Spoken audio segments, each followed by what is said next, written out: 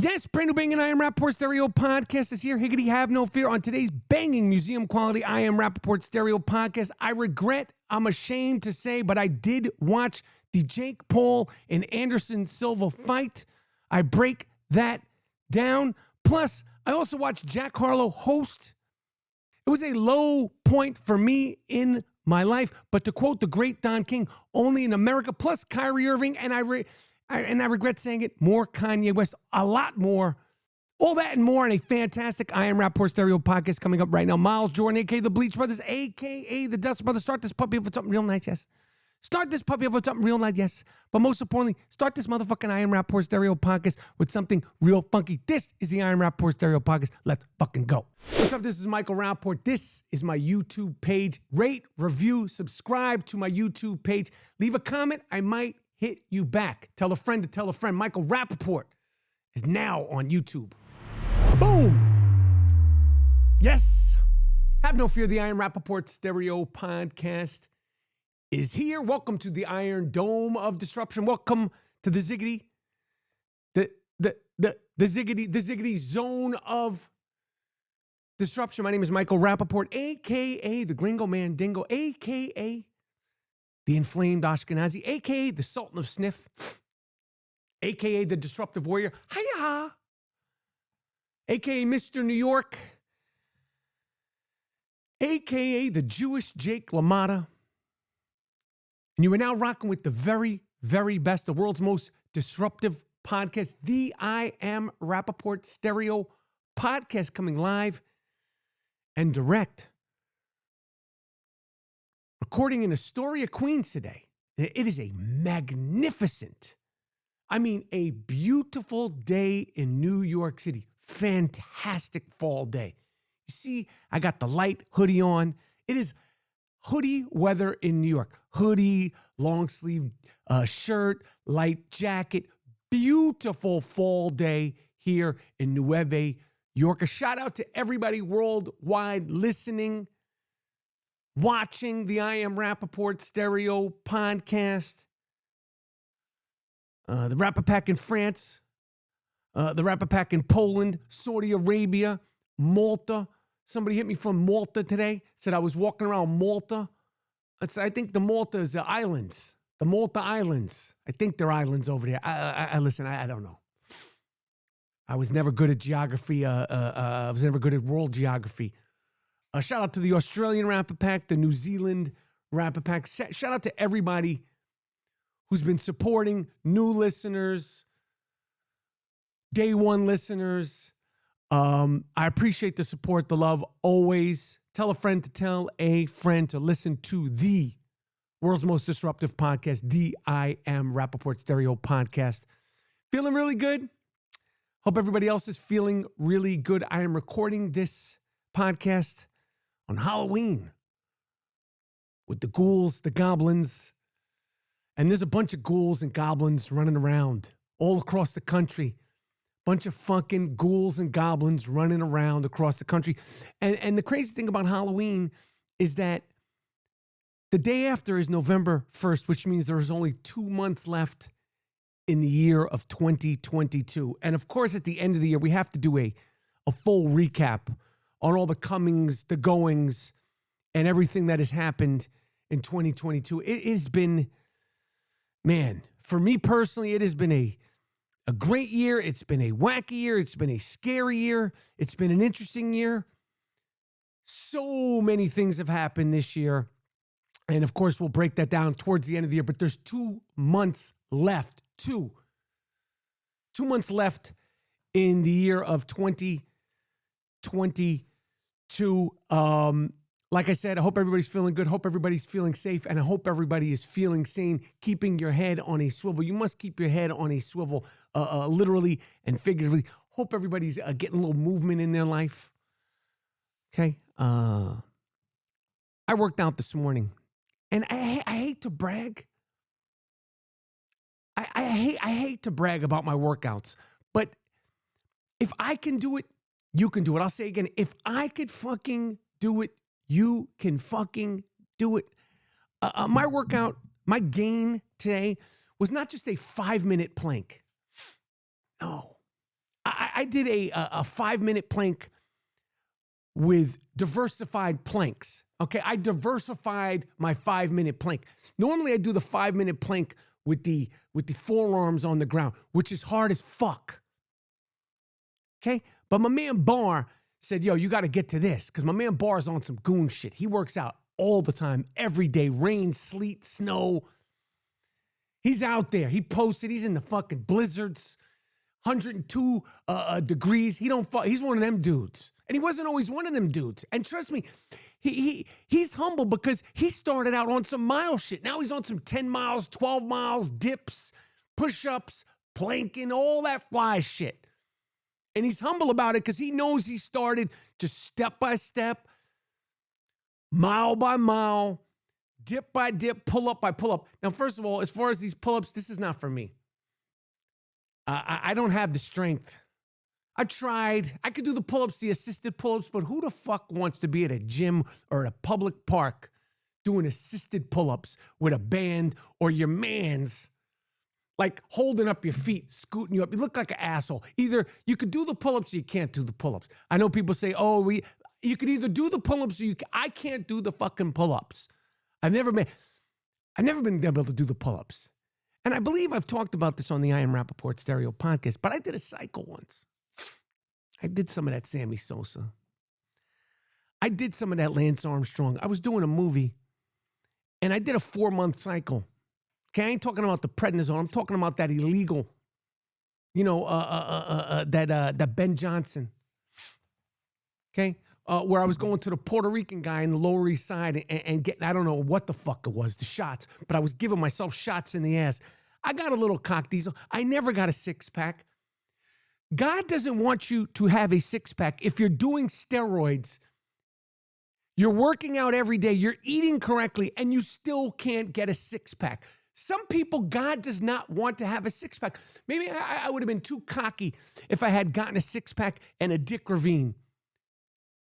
Okay, but I did everything I can, and this is 98. So I was 27, 28, 29 years old. I don't know, something like that, 28, 27. I'm on the juice. I'm working out. I'm eating good. I'm in the prime of my life in my 20s. That's when they say an athlete is in their prime. And I still couldn't get a 6-pack, and I still can never do unassisted pull-ups. Maybe it's the arms are too long. I don't know, but God did not ever want me to have the 6-pack, and God wanted me to be just so cock diesel. I got a little cock diesel, but he only wanted me to be so cock diesel. Anyway,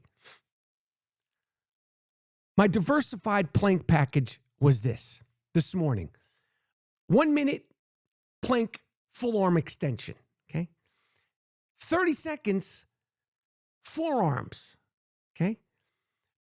30 seconds, forearms with one leg up. 30 seconds, forearms with the other leg up. So right now we're at 2 minutes and 30 seconds. Then, boom, 30 seconds on the side, 30 seconds on the other side. That's 4 minutes, right? Is that 4 minutes? I think it's 4 minutes. I had the whole thing charted out. Then it was, no, that's 3.5 minutes. Then it was another 30 seconds. No, then it was another 30 seconds full arm extension. And then it was the last minute forearm down. That's 5 minutes. That's a 5-minute plank. If I can do it, trust me, you can fucking do it. I'll say it again. If I could do it, you can fucking do it. We're coming out with the Disruptive Fitness t-shirts with the motto, if I could do it, you can fucking do it. Because I am telling you, when it comes to fitness gains, I'm a pile of shit. But I was in the goddamn hospital for a pneumonia over 4th of July weekend. I'm probably in the best shape that I've been in since I'm 40. Since I got out of the hospital on pneumonia. I chronicled when it went in there. They thought that my stool was contaminated. You know how humiliating it is to be in a public hospital and they're walking in hazmat suits because they think you're shitting contaminated shit? They thought my shit was like they thought I had nuclear shit, like a nuclear stool. They're walking in hazmat suits. That's humiliating. And here I am doing a 5-minute plank. months after coming out of the hospital with a contaminated stool. So I feel good. I feel real good. My wife's saying she wants me to work on my chest. Babe, I told you when I was on steroids, the chest only got so big. I'm not The Rock. I'm not fucking Brock Lesnar, one of these WWE freaks. Not one of the Paul brothers. Not saying they're on steroids. They're in good shape. Not saying they're on that Sammy Sosa, that Roger Clemens, that Ben Johnson, that Lance Armstrong. Nonetheless, feeling good. And the only reason why I was talking about being in the hospital in July is because, like I said, you start to recap the year. I'm in the recap the year of 2022 mode because there's two months left in the year. This week I am traveling to Michigan. Okay, now it's a little tricky because I don't know the map of Michigan. But I will be in Grand Rapids, Michigan this week. Okay, November 3rd, I will be in Grand Rapids performing in Holland, Michigan.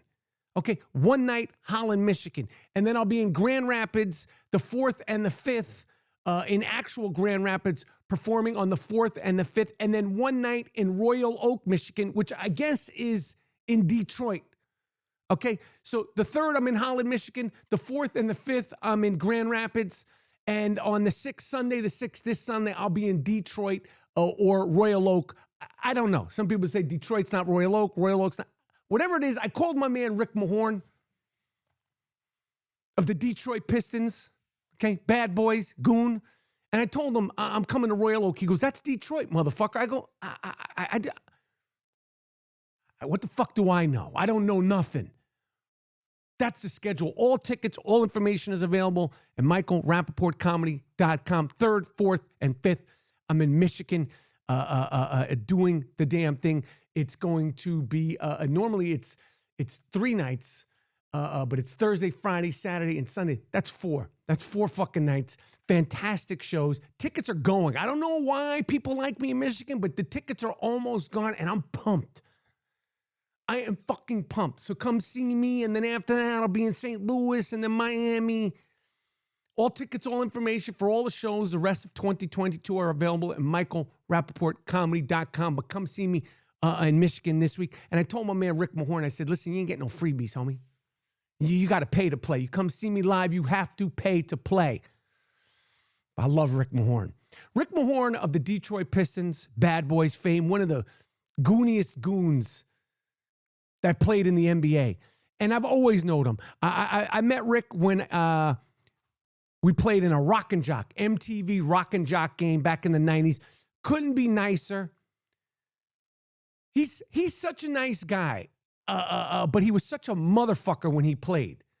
But in real life, he's like a sweet, nice guy. But when you would never think that Rick Mahorn is as nice as he is if you met him in real life. I don't know if he was always been nice and it was like a character that he had when he played basketball, but he's always been so cool, so nice.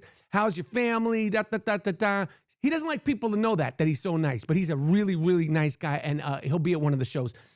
Anyway, I mentioned the Paul brothers, Jake Paul and Logan Paul, affectionately.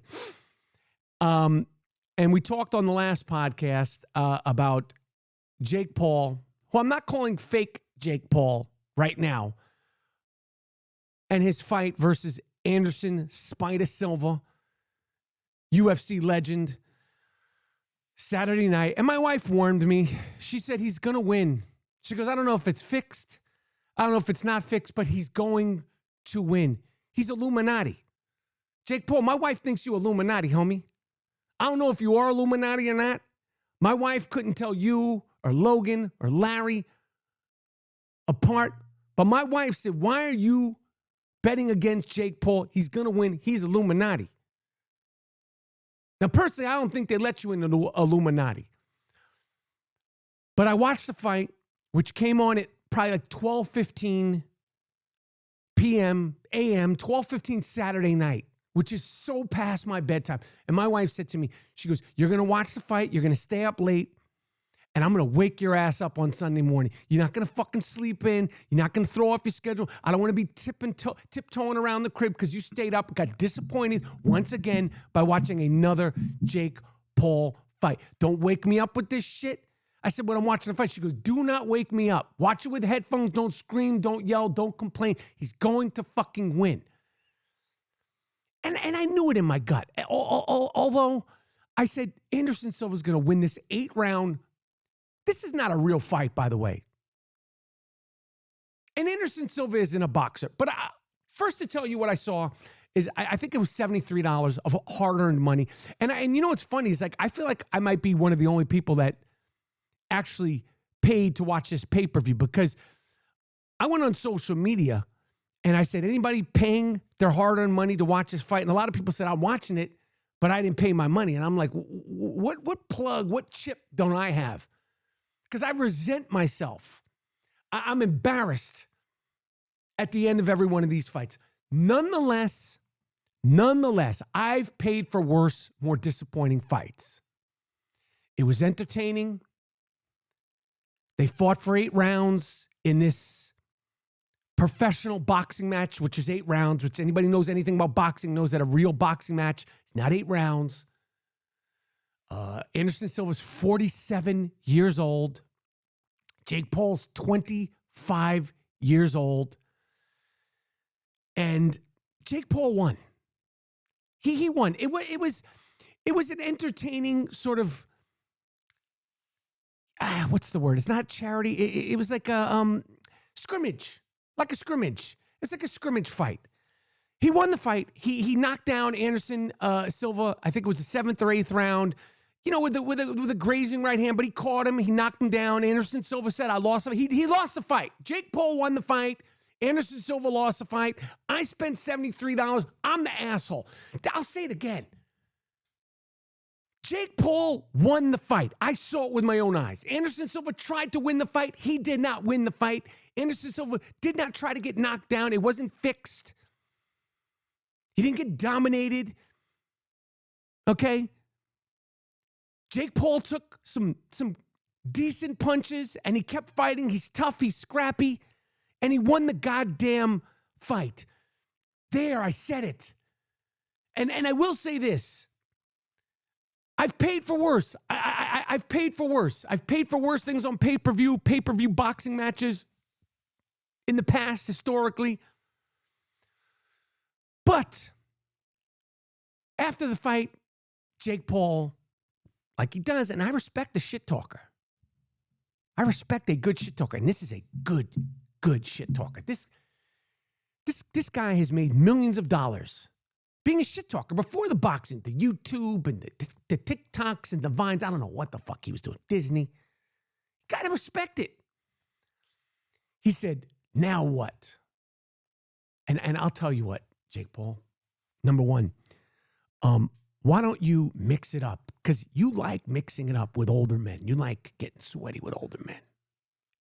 And my wife said to me, she goes, you're a sick fuck because you like watching Jake Paul get sweaty with older men. And I said, that's neither here nor there. Okay, maybe it's a fetish. I don't know. Maybe Jake Paul has a fetish and I have a fetish as well. But Jake Paul, if you want to know what else, box a real boxer. You're 25. There's a top 10 or a top 20 contender in the cruiserweight division that I'm sure would love to duke it out with you. Stop fucking with older men. Leave the older men alone. Okay? Leave the MMA guys alone. And then he goes, I'm 6-0. You beat Nate Robinson, who's smaller than you, and he's a basketball player. These Tyrone Woodley fights, suspect. You beat that other fucking guy, that wrestler.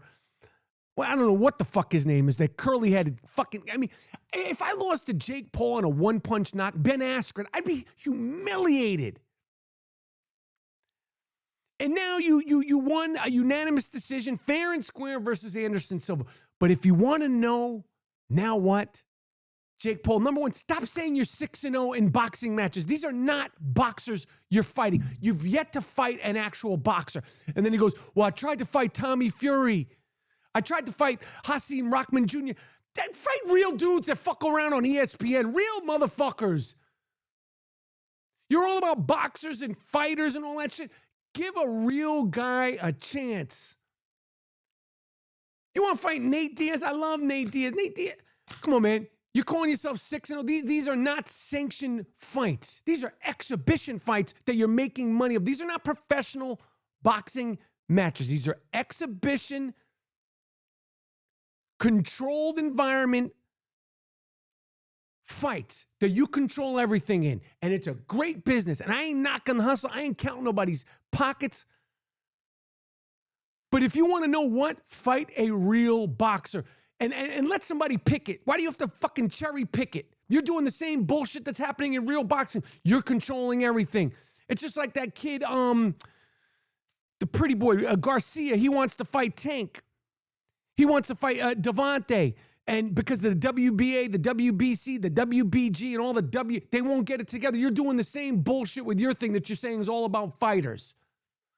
Anyway, you won fair and square, Jake Paul. My wife was right. I didn't sleep well. Woke up. Okay, was all fucked up in the game. My nose was snotty. Forgot to put on my nose strip to go to sleep. Woke up, couldn't breathe right. Mouth was dry. It was all fucked up. My wife was like, get up. Get the fuck up. I wasted my $73. But a very interesting thing happened to me while I was watching Jake Paul in his exhibition match versus Anderson the Spider Silva. I was clicking back and forth because I hate seeing the great Al Bernstein, great fight commentator, announcer, broadcaster for years. Al Bernstein. You've heard his voice. You've seen him. He's fantastic. He's covered so many fights. Young Mike Tyson on ESPN. I believe he did HBO fights. Al Bernstein is synonymous with championship boxing. I hated listening to Al Bernstein, who now works for Showtime. And I get it, boxing is not the same. Al, I would never disrespect you. Can't knock the hustle. You're a businessman. You've been doing this for probably 30-something years. But I just couldn't listen to him break down the attributes of Jake Paul, the boxer. I was like, I can't do it, Al. And I'm saying this with all due respect. I can't do it. So I'm clicking back and forth between the Jake Paul, Anderson Silva pre-fight stuff and Jack Harlow on Saturday Night Live. And Jack Harlow wasn't just the musical guest. Jack Harlow was the host. This used to be a coveted thing. I mean, you had to be at the top of your shit to be the host and the musical guest. Jack Harlow, I don't care how many records he sells. I watched it. I said, let me see. You know, sometimes these dudes, like, I remember seeing Ariana Grande. She hosted it. She did good. She did funny skits. I was like, yo, she's all right. That's where Pistol Pete Davidson, I believe he met her while she was hosting / being the musical guest on Saturday Night Live. She did good with her skits. Some people do good with their skits. I was like, let me see, because you see a different side of them. Miley Cyrus, she did a good job too. Jack Harlow, his monologue was trash, and I'm not hating the hustle. This isn't white on white crime. Jack Harlow, I listened with an open ear and an open heart. The monologue was trash. The skits were trash. I watched the first musical performance, and I'm like, this is some only in America shit. Michael Rapaport, 52, is staying up way past my bedtime, knowing that it's going to fuck up my fantasy football / NFL Sunday, knowing that my wife is going to harass me for staying up, knowing that it's going to fuck up my Real Housewives of Potomac on, no one's going to just fuck up my entire Sunday schedule. I'm staying up watching live, not recorded, because I'm just that stupid. Jake Paul fight and Jack Harlow host and perform on Saturday Night Live.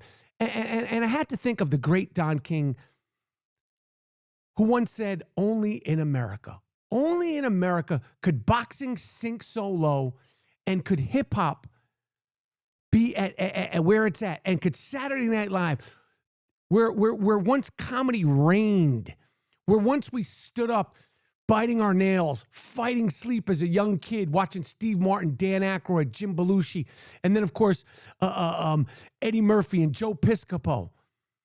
And then, of course, the Adam Sandlers and the I'm forgetting all the people that came through Saturday Night to get to where Jack Harlow can host and be the singer, and then I'm flipping back to watch Jake Paul. I thought of the great Don King, who infamously said, only in America can these TikTok, Vine, Snapchat-ass motherfuckers be at the top of the motherfucking pop culture and sports food poll. Anybody that's out there thinking you can't do it, you can do it.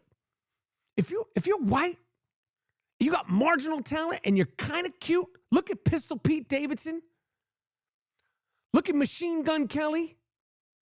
Look at Jack Harlow, and look at Jake and Logan Paul, and be like, yo, only in America. All of them have something very similar. They're all kind of cute. The ladies like them. And they're all marginally talented. You think Jack Harlow's ever been in a cypher? Again, I'm not dissing Jack Harlow. It's a state of hip-hop. You think Jack Harlow has ever been in his lunchroom, be like, yo, I'm going to battle you, Duke. Spit your shit. Fuck no. You think Jack Harlow's ever battle rapped anybody? You think Jack Harlow's ever been like at his lunch table and someone's like banging on shit and like boom, boom, boom, boom, freestyle? He can't do that. Jake Paul's like, I just started boxing 3 years ago. He says that shit with pride, and now you're up there making millions. What does that say about the sport of boxing? Pete Davidson, no disrespect, this guy's insanely famous. He wasn't that funny on Saturday Night Live. He had 6 or 7 years to be. There's not one Pete Davidson skit. He did some cute shit during the news. Machine Gun Kelly, this is not a talented rapper. He probably made millions of dollars as a rapper. Then he was like, I can make more money if I grow my hair out. Fuck Halloween. I'm going to dress like a ghoul all year long. Machine Gun Kelly's on that shit all year long. He's on that vampire life all year long. He grew his hair out, presses his shit. He's on some fake Kurt Cobain, fake Tommy Lee, Motley Crue shit. This guy's set for life. Take these guys as inspiration. Pistol Pete Davidson, Logan and Jake Paul, Jack Harlow, and Machine Gun Kelly, And think of the great Don King. Only in America. What else is going on? So as I said, I stayed up late. But I have to give a shout out to the newest member of the San Francisco 49ers, Christian McCaffrey, the actual great white hope. Now, this motherfucker is a badass. Christian McCaffrey, I didn't think you could do it. I didn't think you'd be able to sustain this kind of a career. I thought you were too short. I thought you were I thought you were the great one. I thought you were on that Jack Harlow. I thought you were on that Machine Gun Kelly. I thought there's no way this little motherfucker is going to be able to sustain year after year, coming back after an injury. I picked you number 1 in 2 leagues, CMC. And I was like, fuck, I hope. And you did it. Christian McCaffrey, you fucking did it. They traded him. Thank God, Baker Mayfield. Baker Mayfield, thank you so much for being another guy. A dancing fool, Baker Mayfield. I put you up there with Jake Paul, Jack Harlow, Machine Gun Kelly, and Pete Davidson. Baker Mayfield, all his fucking stupid dances. Thank you. I know Christian McCaffrey. I hope Christian McCaffrey sent you a Rolex and is thanking you for getting him traded to the San Francisco 49ers. Because you're the killer of coaches. You got 2 coaches fired. You made, I don't know what it is. It's some only in America shit. Baker Mayfield did nothing special. Commercial after commercial, because he was dancing. I gotta learn to fucking dance. If you're white and you could, fucking Elvis Presley. If you're white and you could shake your ass a little bit, you got it made in this country, man. God damn it. Elvis, Britney Spears. I mean, Madonna's breakthrough. Madonna's a different level. But if you're one of these if you're a white dude who's decent looking and you could dance, you got it locked down. I wish I can't dance. From here up, I could do a little something. I can't do the whole thing. Justin Timberlake, Justin Bieber, I love you. But you, Baker Mayfield, I hope that Christian McCaffrey sent you some roses, some chocolates or something, because I'm so glad he is no longer with you. Christian McCaffrey, you are family. You've been family. I've had you on my fantasy football team, Rapper's Delight, Rapaport's Delight, a.k.a. A History of Violence, a.k.a. Make It Stop for years. And this year I picked you first, even though you were coming off a bad injury. And in the beginning, I was like, oh no. But you turned it up. And this weekend, you had the big three. Everybody's already heard this. Christian McCaffrey threw for a touchdown, ran for a touchdown, and caught a touchdown for the San Francisco 49ers. And they beat the dog snot out of the defending Super Bowl champion Los Angeles Rams. And I just want to thank you, Christian McCaffrey. And I want to thank you, Baker Mayfield, for being overrated and overhyped and overpublicized and getting my guy, Christian McCaffrey, sent away from you. And I truly hope that you, Christian McCaffrey, you seem like a thoughtful, good person. I hope you have sent Baker Mayfield a car. I mean, when you're that kind of multimillionaire NFL star, send him a car, I don't know, something. Thank him for getting you traded. Because that was the best thing that could ever happen to you, to get the fuck away from Baker Mayfield and that sinking ship. But I had a great weekend of fantasy football. It's a great time. We got the NFL, the NBA, we got the World Series, although my Yankees and my Mets gone. I don't know who's in there. We got the Phillies versus the Houston Astros. They're duking. I could care less. And of course, the Lakers finally won a game. Russell Westbrook, do yourself a favor. Russell Westbrook, if you want to really bring some dignity and bring some joy to this season and the rest of your career, your goal, you've already done enough. You're an MVP. You've broken records. We know you're a savage. Russell Westbrook, if you want to bring some joy and some dignity and some pride and something to sort of grasp onto, you should say, I'm going to win Sixth Man of the Year this year, and I'm going to end my career being the very best sixth man I could possibly do. And not only will that help the Lakers, it'll help you have fun. First of all, you're going to be going against a second-team dudes. You're going to be able to bust their ass.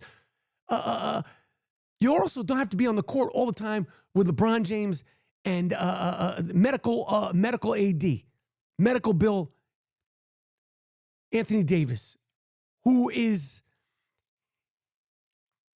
I don't know, first of all, Anthony Davis, why don't you try to lose a little weight? You look heavy. You look too bulky. There's always, I don't know if you got there's always touching my back, my ankle. You look like me out there. Like if I was playing in the NBA, I'd be, oh, fuck. Ah, shit. My wrist, my back, pushing me. That's what you look like. And if you really want to do something for the NBA, Anthony Davis, say, I want to take myself off the top 75 greatest players list of all time. I don't know how that happened. You ain't top 75 player of all time. Maybe top 75 talent. But you're not going to be on that list next time. And the fact that Klay Thompson isn't on that list and a few other people aren't on the list, and Anthony Medical Bill Davis is on that list, looking like he should be like you should be selling pork chops in a butcher shop. Why does everything hurt every single game, Anthony Davis? I don't think you're 30 years old. You spend more time changing your fucking hairdos, dressing for the game than you do. I don't get an ice bath. Get an ice plunge or something like that. Stick yourself in an ice bath for a weekend because your shit is all fucked up. But the Lakers finally won their game. Russell Westbrook came off the bench, and I was happy to see it. He looked like he was having a good time. I fuck with Russ. I hate to see you struggling. And I know last week I said they should waive your ass, But it should only be, you should do what they tell you to do, which is come off the bench and be the best sixth man you could possibly be. Be the sixth man of the year. That's a dope award. MVP, sixth man of the year.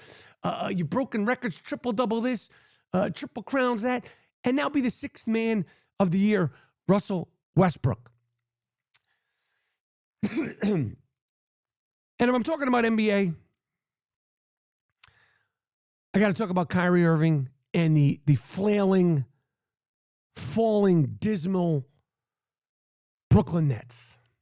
Kyrie Irving, who I know this is going to open up a Kanye West a conversation. And I'm trying to avoid the Kanye West conversations, although it's inevitable. The Nets have won 1 or 2 games as of the recording of this I Am Rapaport Stereo podcast. They have one of the worst ticket sales in the league. Certainly one of the worst season ticket sales in the league. That's with 3 stars. Bitch-ass Ben Simmons, Kevin Scrape Durant, and kooky Kyrie Irving. You got 3 big stars. I know that David Stern is kicking and screaming in his grave going, what the fuck? You know what I went through to bring a team to Brooklyn? And I got these 3 fucking pains in the asses between bitch-ass Ben Simmons, who I want to see do well. Ben Simmons, come on the podcast. I'll give you a motivational speech. Shoot the fucking ball. Play. Get a bald head. Do something, man. Toughen your shit up. You look crazy out there. You got worse stats than Draymond Green. And at least Draymond Green gets every single ounce that he possibly can out of the little amount of talent that he has. I don't know what's wrong with you, man. It ain't the back no more. Your brain's fucked up. You got what Mickey told Rocky Balboa was a ticker problem. You need to go to a sports psychiatrist. You need to go to see David Blaine. Yo, Ben Simmons, you need to go fuck with my man David Blaine. Let him hypnotize you, do some card tricks on you, eat some nails in front of you. Because your shit's all fucked up. Go see David Blaine. He'll hook you up. He'll hypnotize you, give you some magic jelly beans. I don't know, lock you in to do something to you. Put you in a closet for 30 days. You need help. You need to get on that Harry Houdini, Duke. You're fucked up out there. You look crazy out there. And they're paying you so much money. I want to see you do well. But Kyrie Irving, he's got himself in a war. And there's always something with Kyrie Irving. If he's not injured, he don't want to play because of the vaccine. If it's not the vaccine, he's injured. He's the voice for the voiceless who remains voiceless. Couple of weeks ago, he put out a tweet of Alex Jones. Kyrie Irving went on the press conference after he did a tweet putting out promoting a film. And it is promotion because in his press conference, he said, how am I promoting it? If you put something out, you're promoting it. It's not like you're promoting a sneaker. It's not like you're promoting a book. You're promoting it. You're promotion. He talked about the roots of words, Kyrie Irving. Motion, promoting it, pushing it forward. You're pushing forward this documentary that is apparently, I didn't see it, wildly anti-Semitic. And then when questioned about it, you said the right thing about Alex Jones. He doesn't condone. He doesn't support Alex Jones and what happened with Sandy Hook. And that was good. Of course, anybody decent would say that. But Kyrie Irving, there's plenty of other conspiracy theorists. If you find yourself another conspiracy theorist, there's other ones out there besides Alex Jones. He's not the only one. He's the one with the biggest platform. But for all you people that like conspiracy theories, don't fuck with Alex Jones. You want to support conspiracy theories? You want to read them? You like to look at them? I'm interested in it too. Don't do it with Alex Jones. He's the bottom of the barrel. He's a scumbum. He's a scumbum. And his band video, his band.com, it's still up. He's never going to have to pay that money. He's going to go bankrupt.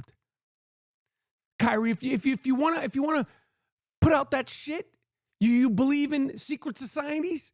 Don't quote Alex Jones. There's other people that didn't deny that little kids and school teachers got gunned down in a classroom in Connecticut. And then he went on to say, while he was being questioned by the reporter, don't dehumanize me. There's always something.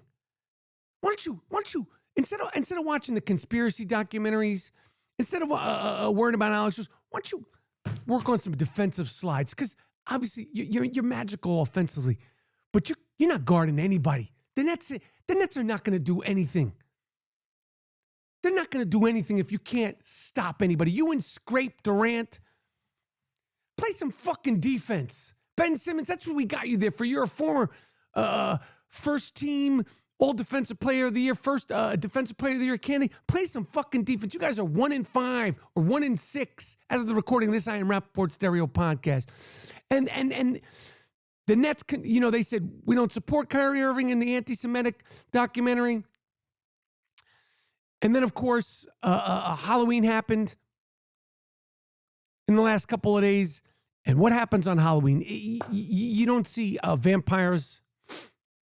You don't see people dressed up as Elmo. You don't see people dressed up as Frankenstein. On Prince Street, Prince and Mercer, Finelli Cafe. It's been there forever. Finelli Cafe, who's featured in one of my favorite movies to discuss, State of Grace. They had to sit down at Finelli Cafe. And then Sean Penn and Gary Oldman, they were going to come blast the Italian gang. Of course, they were the Irish gang, Finelli Cafe. This is a landmark place in New York, landmark place in Soho. On Halloween, because of kooky Kanye West, it's not the first time I've seen people dressed up as Nazis, by the way. Cannot blame this on Kanye West. Like I said, he did not invent anti-Semitism. But he's certainly become the face of anti-Semitism 2022, which, Kanye, when you think of all the things you've accomplished, how do you like them apples? That's what you call a shanda. You know what that means in Hebrew, Kanye? That's a shame, you fuck, that you become the face of anti-Semitism 2022. But at Finelli Cafe on the 29th of October, Saturday, 5 or 6 o'clock, late afternoon, a fucking guy walked into the Finelli Cafe, which has been there for years, dressed in a Nazi uniform. This is the hub of New York City, right in Soho, New York. This isn't at 4 a.m.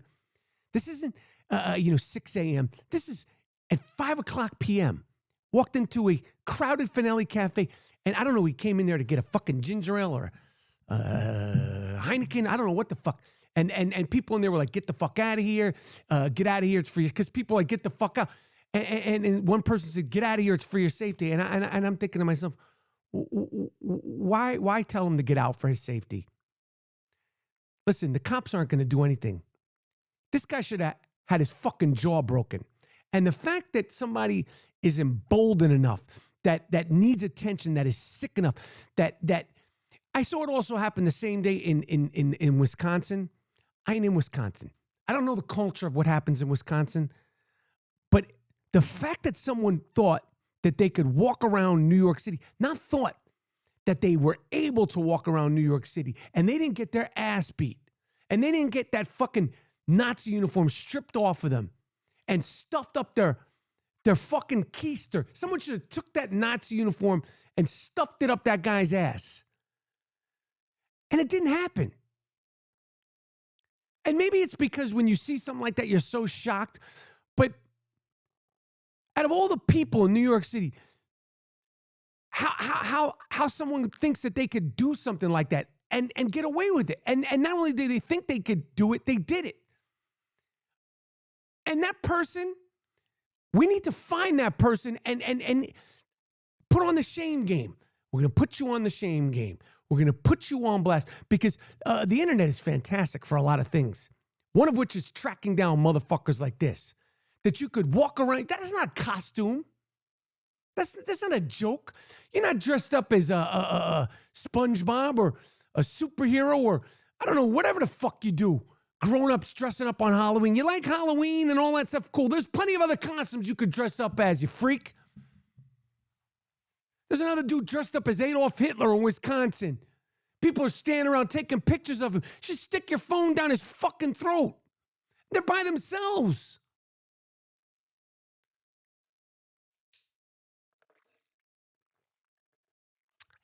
And like I said, I didn't want to go down the Kanye West rabbit hole.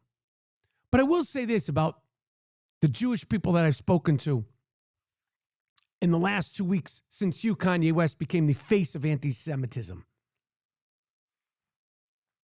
You became the face of anti-Semitism, Kanye West, 2022. Who would have thought? Who would have thought, you fuck?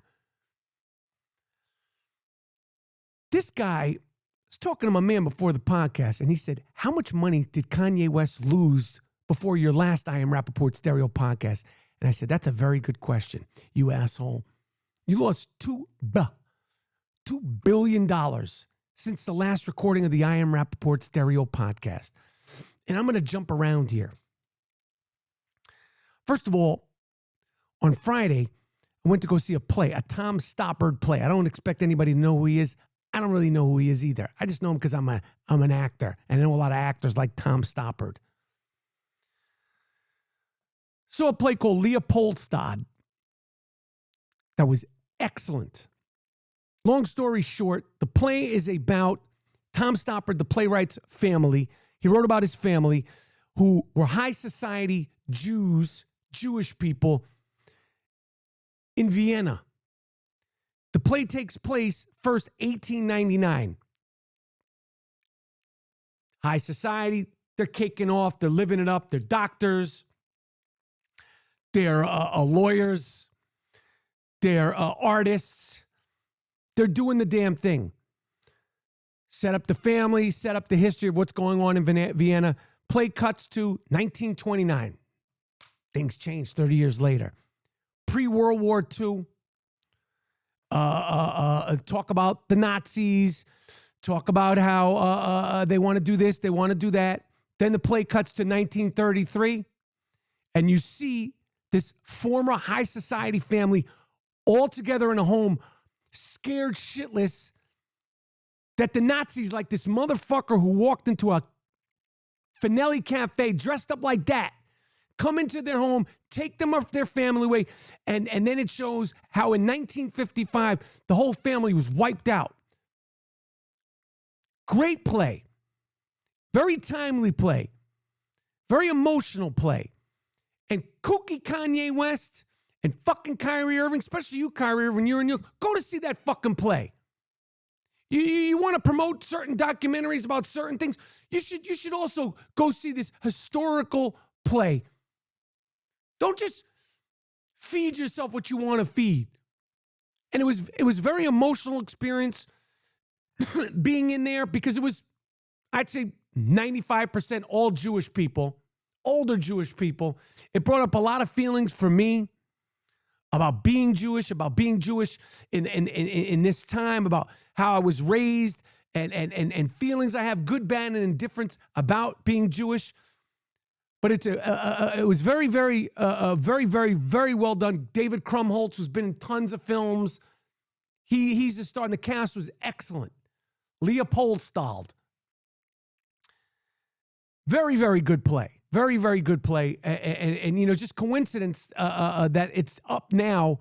That a good friend of mine told me you should go see it because we were talking about everything that's going on with the new face of anti-Semitism, Kanye West. Anyway, so kooky Kanye West, since the last I Am Rapaport stereo podcast, has lost $2 billion, $2 billion. And he's still talking.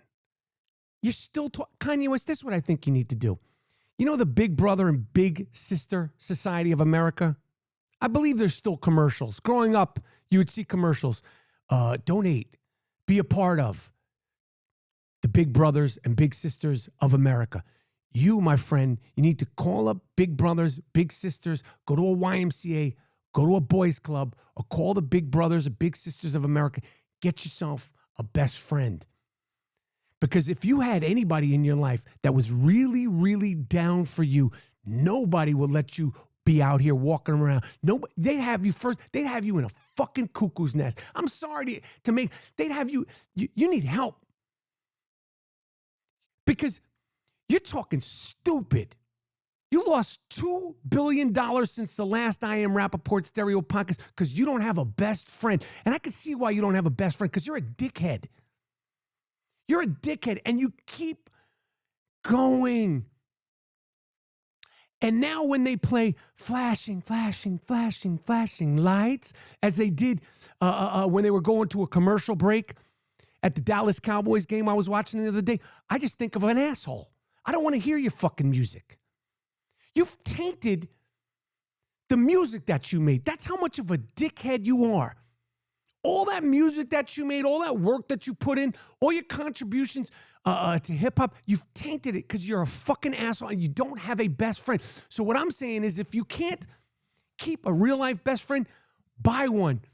Or say, yo, hi, big brothers, big sisters of America, this is Kanye West. Yeah, this is the real me.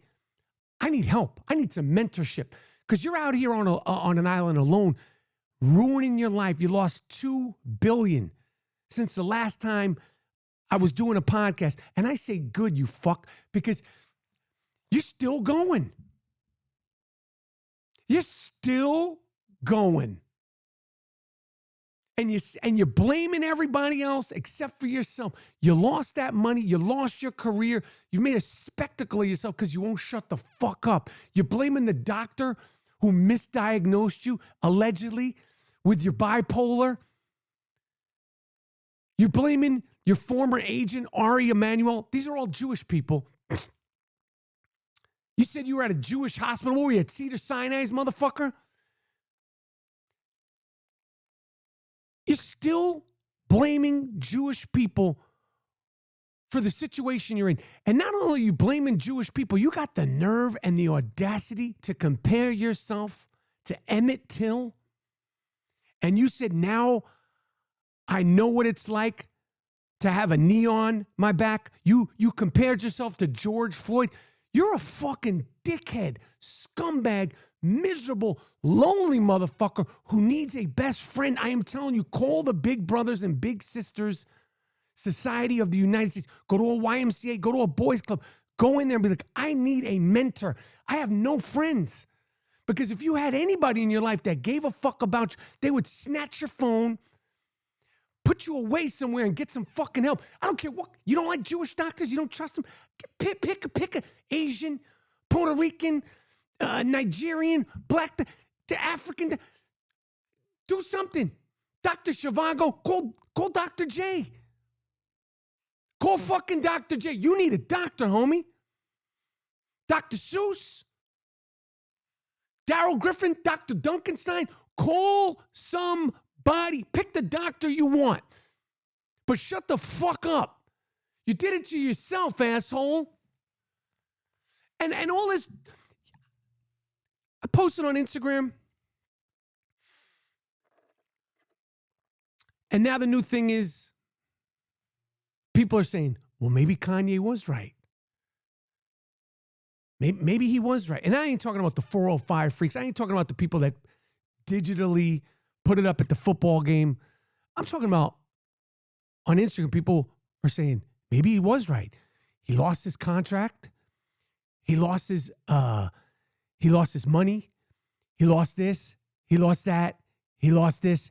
That's on him. As I've said before, if I said what Kanye West said once, just one time, not over and over and over, you wouldn't see me again. Literally. There's technology. Ask that freak Elon Musk. They vaporize motherfuckers. You just disappear. You would not. I'd be alive. I'm saying I'd be dead. Could be. But I can tell you one thing. I'd be scared shit to walk around the streets of New York City. More scared than the dude that was in the Nazi thing. If I said black people ain't this, Puerto Ricans ain't that, Chinese ain't this, Asians ain't that. I'd be scared shit to walk around the streets of New York City. Because I'd be like, somebody's going to hit me over the head with a fucking baseball bat. And as I should. You did it to yourself, you fuck. You did it to yourself. Don't blame anybody. And people that are saying, maybe he's right, the Jews this, the Jews that, maybe Kanye's right because he lost all these things. One thing that people need to start doing about the Jewish people is put some respect on our fucking name. If we do control Hollywood, if we do in fact control the media, give a shout out to the hard work and the dedication. You think it was just given, you fucks?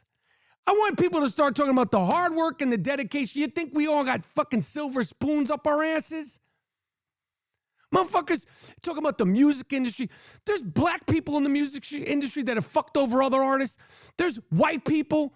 And when I say white, I mean non-Jew. The music industry is fucked up. It's vultures left, right, and the third.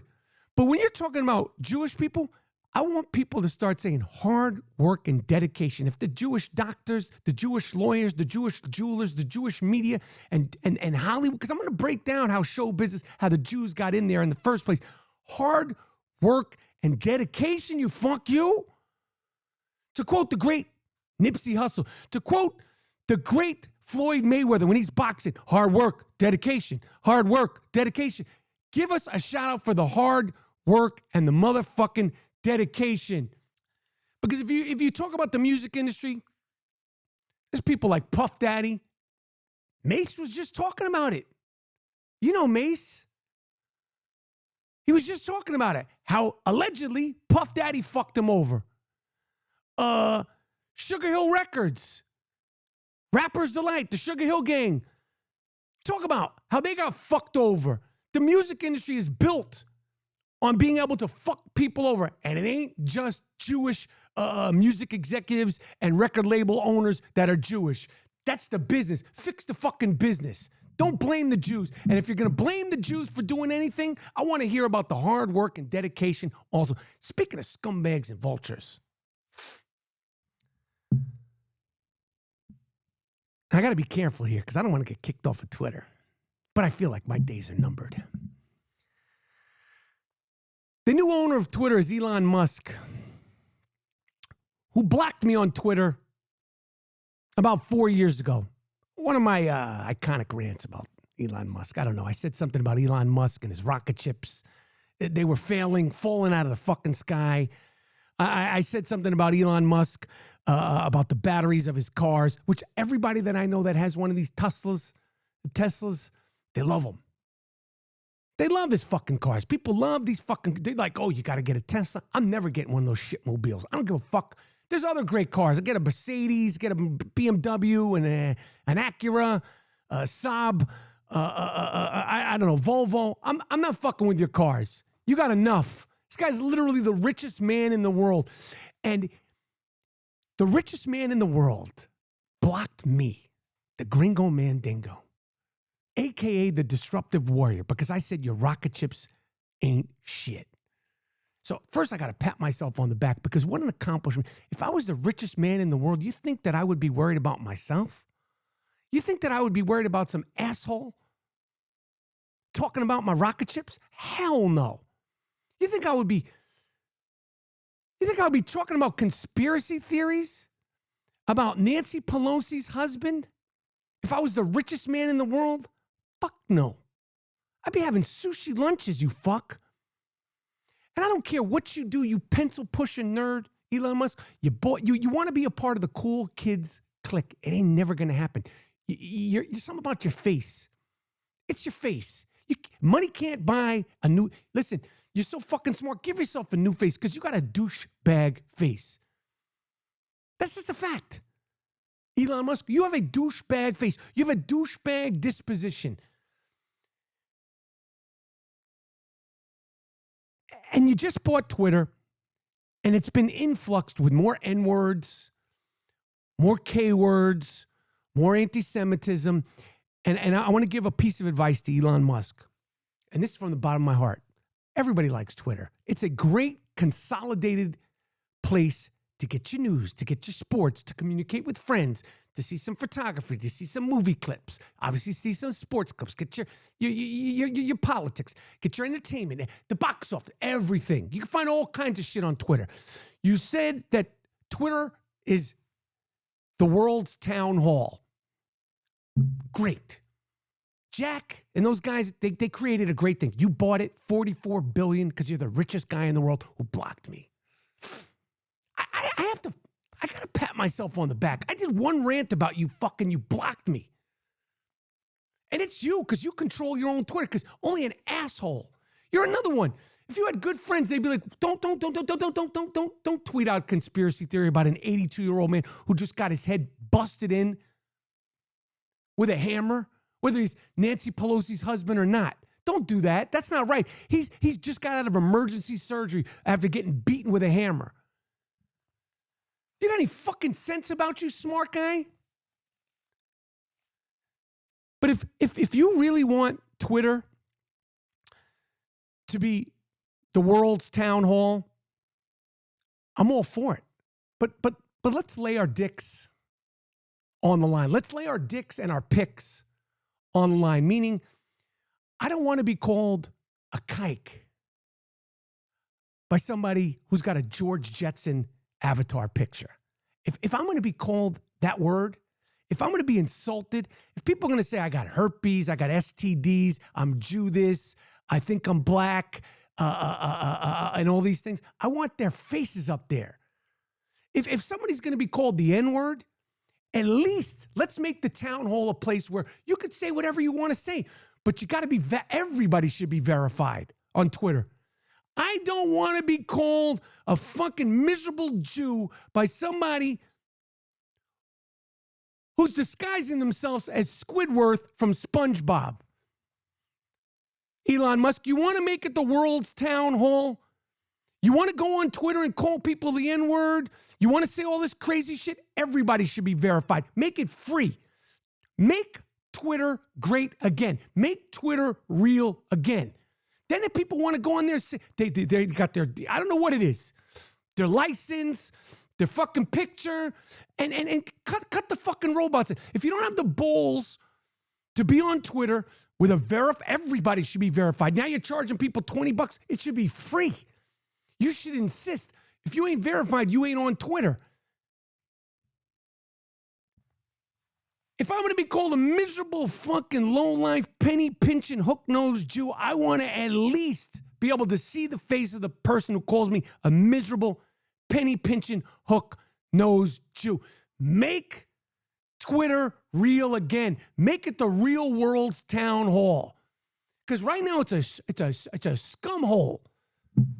It's a shithole. And if somebody's really smart, and I'm sure they're doing it, they're going to come up with a new place to make Twitter, like a new Twitter. Because it shouldn't be a fucking free-for-all where people could say whatever they want and they're dressed up as George Jetson.